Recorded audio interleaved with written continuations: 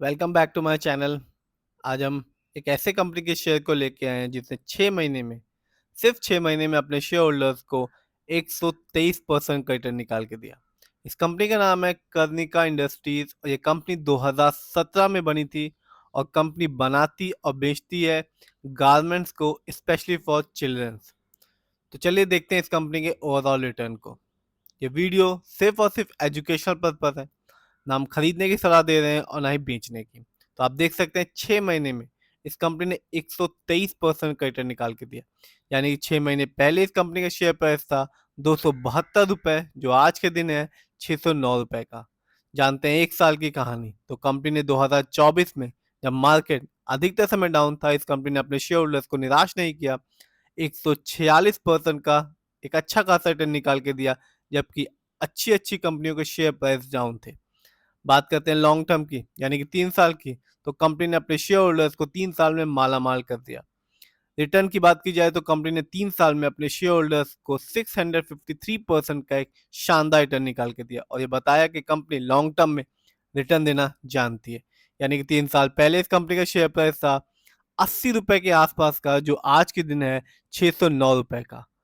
बात की जाए इस कंपनी के 5 साल के रिटर्न की कहानी, तो कंपनी ने यहाँ भी अपने शेयर होल्डर्स को 653% का एक अच्छा खासा रिटर्न निकाल के दिया। चलिए जानते हैं इस कंपनी के फंडामेंटल्स को। तो आप देख सकते हैं मार्केट कैप 751 करोड़ है, जबकि इस कंपनी का पीबी रेशियो है 14.51। शेयर मार्केट में एक अच्छा पीबी रेशियो कहलाता है 3 और लेस देन 3। इस कंपनी का इंडस्ट्री पी है 40.18। शेयर मार्केट में एक अच्छा इंडस्ट्री पी कहलाता है 20 और 25 के बीच का।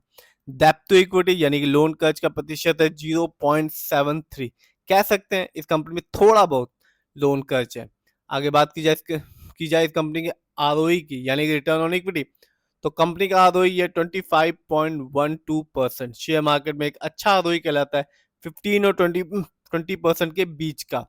जब भी किसी कंपनी का आरओई हाई होता है और पॉजिटिव होता है, तो ये बताता है, दर्शाता है कि कंपनी हमारे पैसे को सही जगह इस्तेमाल कर रही है, जिससे रिटर्न पाने की संभावना लॉन्ग टर्म में बढ़ जाती है।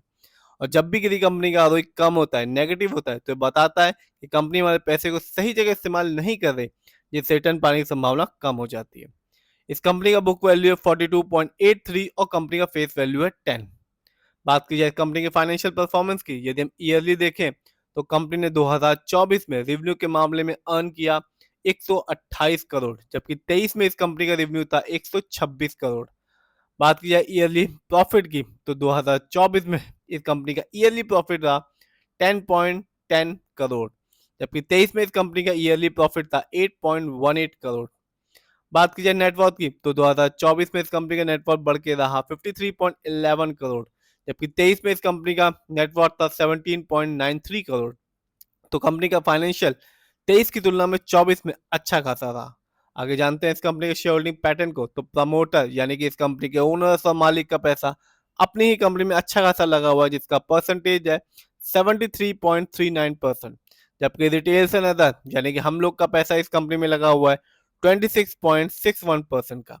ये कंपनी एनएससी में लिस्टेड है और इस साल इस कंपनी का हाईएस्ट शेयर प्राइस गया 635 रुपए, जबकि लो शेयर प्राइस रहा 219 रुपए 55 पैसे।